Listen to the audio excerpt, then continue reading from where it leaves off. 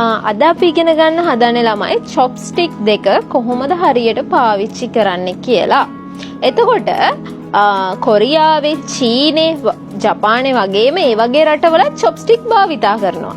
ඒ වුණාට ඒගොල්ලෝ ඒක භාවිතා කරන්නේ මේක මෙවලමක් විදිහට. අපි පාවිච්චි කරන්නේ හැන්දයි ගැරප්පුවයි වගේ. ඒ වගේ මෙවලමක් විදිහට තමයි ඒ රටවල් වල චොප්ස්ටික් භාවිතා කරන්නේ. ඒ වුණාට ජපානයේ ජාතිකයෝ හිතනවා මේ චොප්ස්ටික් එයාලගේ ආත්මයට සම්බන්ධයි කියලා. ඒ හින්දා මේ චොප්ස්ටික් ඒගොල්ලෝ බොහොම ගෞරවයෙන් තමන්ගේ චොප්ස්ටික් මාරු කරගන්නේ නෑ. ඒ වගේ විවිධ රූල්ස් යටතේ තමයි යාලා චොප්ස්ටික් පාවිච්චි කරන්නේ. හරි, අපි දැන් බලමු මේ චොප්ස්ටික් දෙක කොහොමද අපි හරියට යූස් කරන්නේ කියලා. ඉස්සෙල්ලාම මේ හෂේ එක මෙන්න මේ විදිහට පැන්සලක් අල්ලන විදිහට තියාගන්න.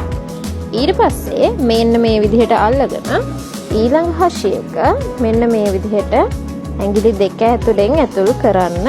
ඊට පස්සේ මේ යට තියෙන හෂේ එක මේ විදිහට අල්ලගෙන එතකොට ඔයගලන්ට පේනවා මේ උඩ තියෙන හෂේ එක විතරයි ඔයාලට හොල්ලන්න පුළුවන් මේ විදිහට. අනිත් හෂේ එක හොල්ලන්න බෑ.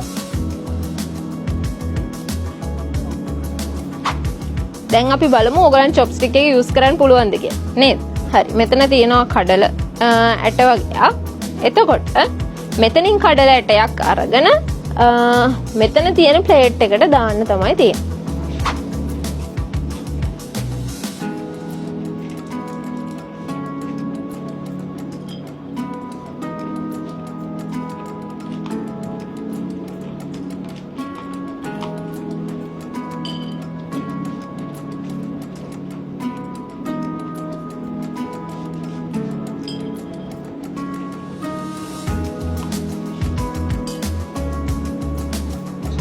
はい、みんなよくできました。今、箸を使うことができますよね。